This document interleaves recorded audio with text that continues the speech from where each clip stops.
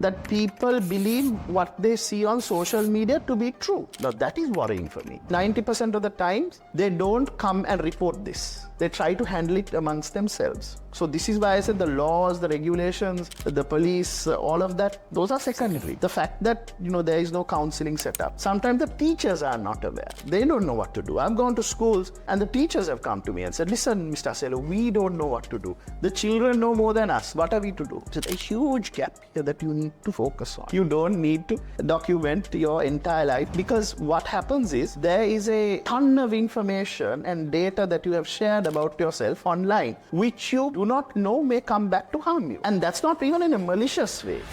Welcome back to a very special series. We have planned TechTalk360 for the Cyber Week. And talking about the guest today, someone who's very close to us, a friend, a mentor to TechTalk360, none other than Mr. Asela Waidyalankara. Good to see you, Puta. We have seen him so much on TechTalk360, our last episode on Starlink. So, I won't ask who you are, but let's ask what you do and what your role is. Well, first of all, thank you for having me on the best podcast in Sri Lanka. So, I really enjoy you guys, really appreciate the work you do, and thank you for focusing on this CyberSecurity Week. That's a very interesting question. What do I do? I get asked that a lot. So the way I will put it is, I wear several hats within the week. One hat is I run my own business. It's a consulting company called Talos Consulting. We are primarily focused on cybersecurity consulting. What do I mean by that is, we help businesses, organizations, listed entities, conglomerates, multinationals understand cybersecurity at a strategic level. What does it mean for their business? How will it impact their business? What do they need to consider when they're doing their strategic thinking in terms of cybersecurity, information security? So we help. Second is a role I really enjoy is being an educator. So I lecture at various institutes on emerging technology, on cybersecurity, data privacy, information security. And of course, apart from that, I do seminars, I do trainings, and especially even in digital transformation and stuff like that. So that's something I enjoy. Thirdly and finally, this is of national significance, I wear my policy hat. So I help organizations, government to understand and give the best policies for the country when it comes to the area of technology. Because my legal training, the experience I have in the industry, sort of the insights I have playing all these various roles, gives me a very unique perspective that I can help when policy making happens.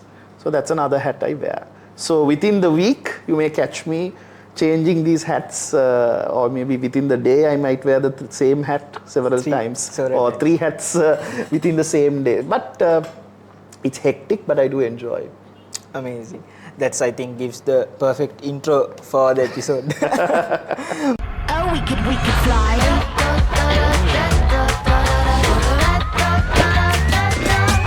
I'm an animal, give me a color, give me a leash. They tell me I'm in trouble, but I'm begging, give me a treat.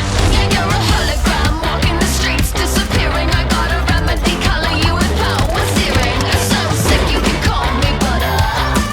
Concrete, new wheels and I'm burning. Oh, we could fly. So Asela, I'm just going to put it spot on.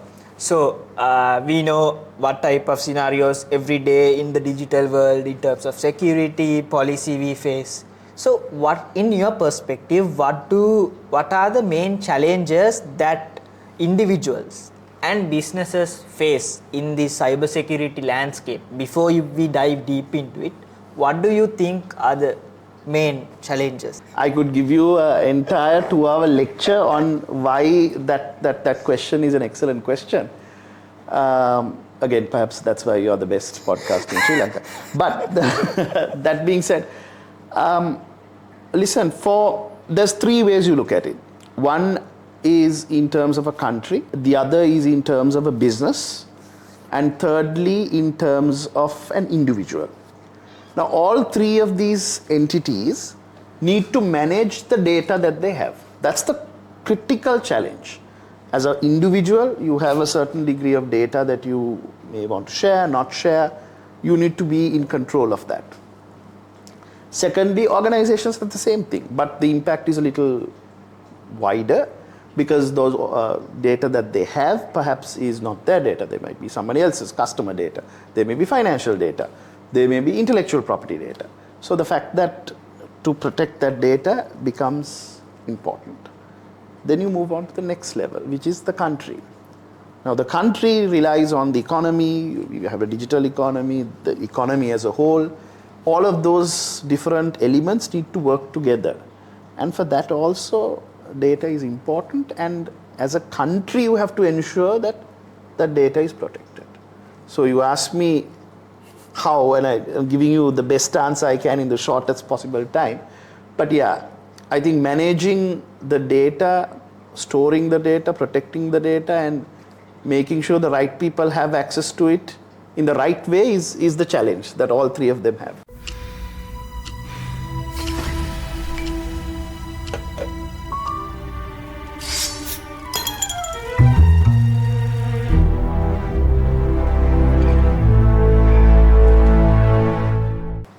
I'll pick the last point from country. So from there, I think Asela, we have had some conversations on this, the Data Protection Act, Online Safety Bill, and the acts and policies. How important those are for a country? And I'll ask this, but you can answer it. Are we on track? No country is 100% on track. Let me clarify that first. But there are policy focuses you require to make sure you are either meeting those challenges or anticipating those challenges. So you said some legislation, some are good. Probably you know which one I feel is the bad one. But certainly as policy makers, you need to have an understanding of the space that technology is having, the impact technology has on a country, and what you need to do to be prepared for that. Now, in Sri Lanka, for example, there are several laws that we are looking at right now, which have something like Personal Data Protection Act. We have at a discussion stage, it's not in Parliament yet, unfortunately it was supposed to be in Parliament, Parliament got dissolved, the CyberSecurity Bill, and there are several other discussions in terms of policy, for example, the National AI Strategy, the National Digital Economy Strategy. These are strategy documents. Now, it's important to have those conversations. Conversations is good, policy on a paper is good, but then it gets down to the execution. How much are we doing in terms of execution, in terms of taking whatever we have as plans and as policies and transforming that into milestones on the ground and workings on the ground is a different matter altogether. Some we have success, some we have limited success, some we have no success. So that's the diplomatic answer I'm going to give you. But if you consider the region and you will consider our peers, our friendly countries, you know, they have advanced a little bit more than we would like to admit. So we are also have to play catch up. Yeah. And especially in this age of AI, if we miss the bus, unlike the previous technological waves, we may miss it forever. And we may just end up being users of the technology, not the shapers of those technology. That's the only concern I have, but we roll on. Yeah. Simplify your tasks with just a fingertip. And begin your incredible AI journey with the all-new Asus VivoBook S15. Available now. So just a follow-up question from there. Talking about AI, I think we cannot miss that part. How does AI, the policies, the strategies, play a role when it comes to Sri Lanka? But I'll not take it long there. But I think we are coming to a stage with deepfakes and productions or anything that's made by AI, misinterpreting data. What do you say on that? Again, that's a long discussion. You're not doing justice by asking short questions. What AI can do for a country, There's a lot. And AI can really help as a technology, as a transformative technology. They can help in certain sectors we have problems with. For example, agriculture, education, healthcare.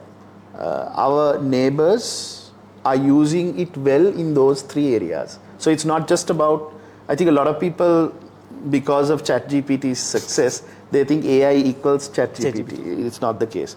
So I've had the opportunity to look at policymakers, people, change makers who have actually made a change using AI within their communities.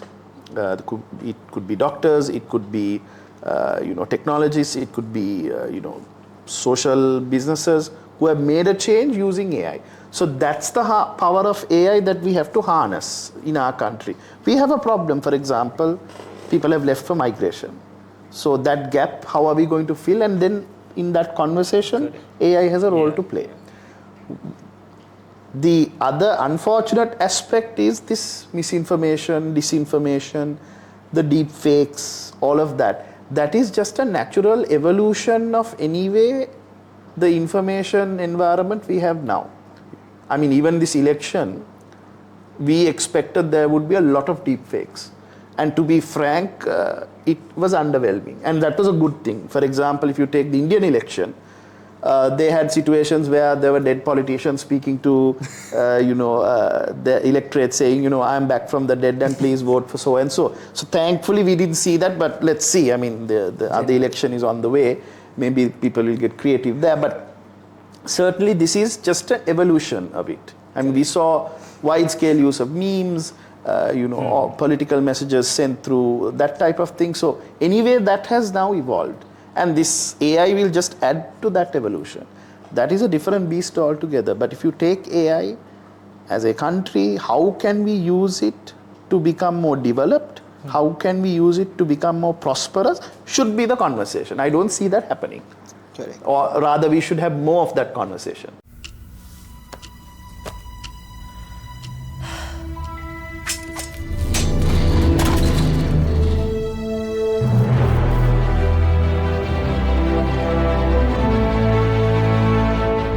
Yeah, definitely. I totally agree with that.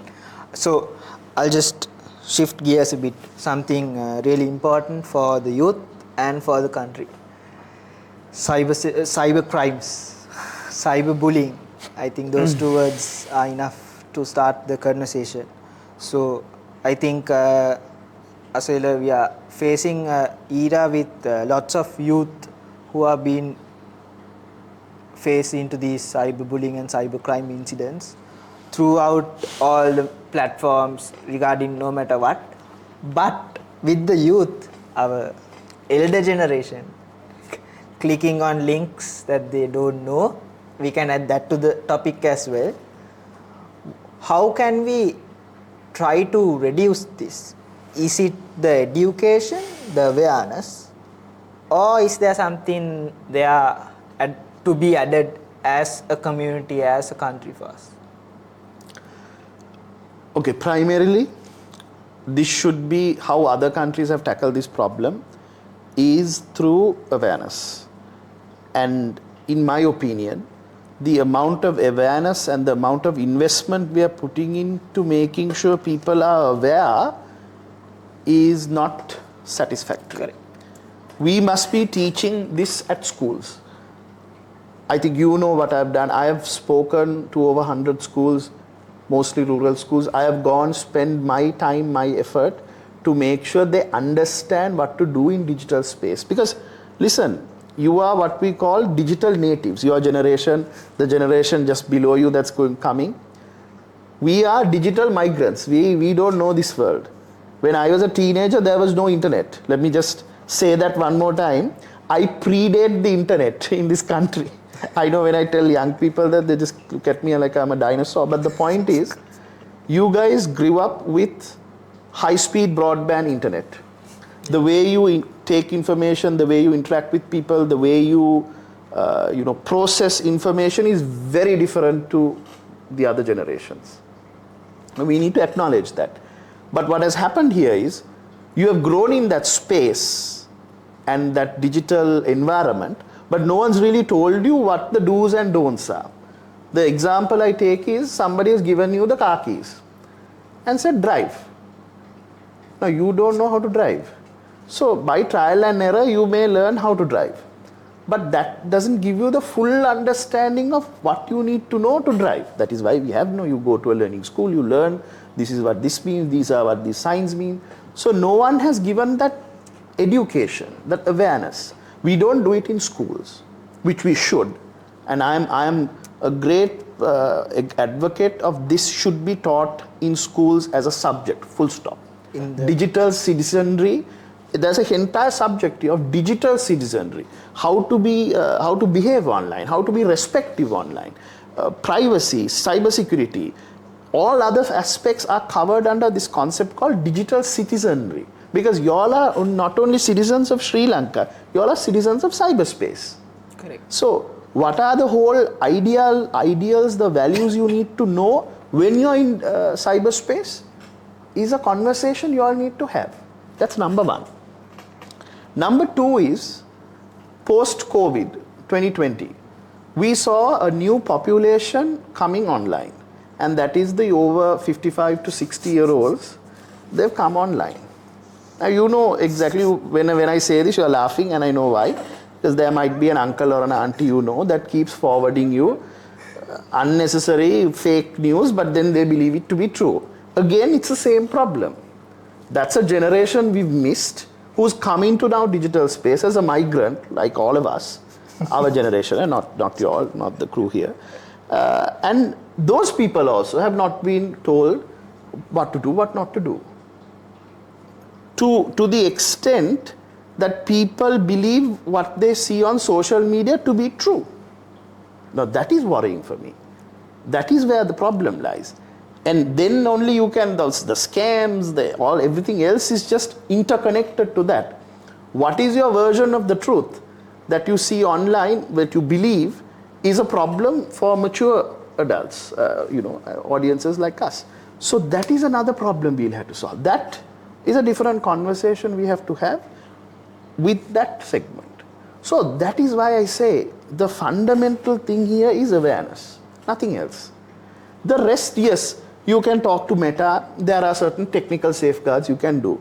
As a country policy level, there are certain safeguards you can do. At school level, similar to countries like Japan, you can introduce cyberbullying regulations, because we don't have a regulation on cyberbullying.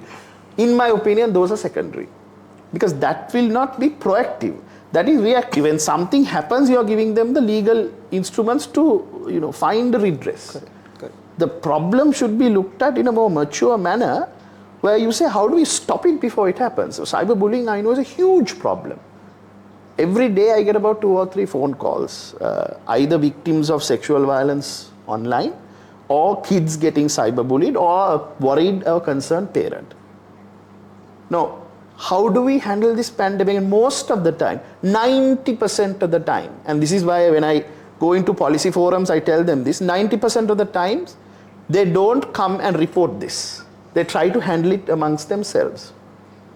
So this is why I said the laws, the regulations, the police, all of that, those are secondary. The fact that there is no counseling set up. Sometimes the teachers are not aware. They don't know what to do. I've gone to schools and the teachers have come to me and said, listen, Mr. Asela, we don't know what to do. The children know more than us. What are we to do? So there's a huge gap here that you need to focus on. And we need a policy measures for that. Not just saying, we'll do this, we'll do that, and token measures. Correct. So I apologize for taking too long, but this is something I'm very passionate about and needs to be said. Yeah. Oh, we could fly.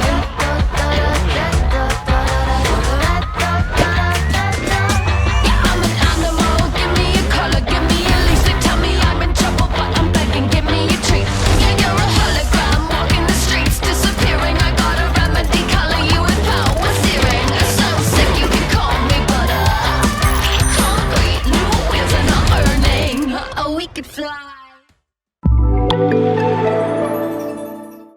So I'll keep the next one short. So if you were to give if you take tips, cybersecurity tips for the individuals that you mentioned, if you take the youth, what are the top 5 tips you would give? I wouldn't say 5, but first thing, you must, the the problem with your generation is oversharing. I'll say it now, right now. Every waking moment of your life does not need to be documented online, right? And I mean that in the best possible. I say that as a person who's been in this industry for over a decade, and I say that as a parent. So you don't need to document your entire life, because what happens is there is a ton of information and data that you have shared about yourself online, which you do not know may come back to harm you. And that's not even in a malicious way. Now, this is something, I mean, I do mentorships for undergraduates coming into the workforce. And the first thing I tell them is look at your socials. Because when we are about to hire you, we are going to check your socials. And if we see something unsavory, you will not be hired. I don't care how qualified or talented or good potential you are, you will not be hired. So things like that, what you share, the amount of data you put out, is actually counterproductive for your generation. So I think that's a discipline. Listen, like I said, you've grown up with this, so these are the growing pains, and as you mature you will realize, oh dear, we probably shouldn't have shared what we shared 5 years ago now. And I'm sure you would have realized that. Even now, looking at your feed, you're like, because I have a daughter, I have the same conversation. She's like, yeah, I shouldn't have shared that 5 years ago when I was a teenager. So it's fine. But this is the kind of awareness you need to have, especially oversharing, the amount of data you share, and being a little more conscious of the privacy controls. Well, most of the time I see, when I go to a certain age segment, which is you guys, your birthday is there, your these things is there, and if I just scroll through your social media feed, I can find out everything about you, who your father is, your mother is, who your sisters are, where they work, where do you work, if you drive, what kind of car you drive. So all of that information within about the space of 15 minutes I can find out. I feel attacked. Yes, you should. but the point remains, see, and it's not your fault. No one's told you what to share and what not to share, and goes back to the point I made previously. You need to have that maturity and understanding, and that comes with awareness. So that is where you need to be, especially the youth needs to be comfortable. And secondly, I mean, we tell people, okay, don't share your password. I've done this too long to know that when a girlfriend and a boyfriend or some other relationship gets together, the first thing you do is you share your passwords. I've come across situations where professionally, this one boy was there and girlfriend had shared the password. The password was the same password for his email account at work. So you understand where the story is going. So my point is this: it has to be values that you say, okay, my password is a security thing, and I don't need to share it with someone. So these issues, I mean, we can just tell you don't share your password, but it has to impact you, and you have to understand it in a way that it applies to you. So that's a harder conversation. Yeah, correct. Same with the elders. I mean, for them it's a different ballgame altogether. We have to, give them examples from their era to say, don't do this. This is like, putting a book out and putting all your addresses there. So that's the approach I will take when I'm talking to them. So I said, you need to contextualize it for those demographics, because otherwise, me just telling you use strong passwords, you two-factor authentication, don't click on unnecessary links. It sounds good, but different people will understand that differently, and maybe the message won't have the same impact.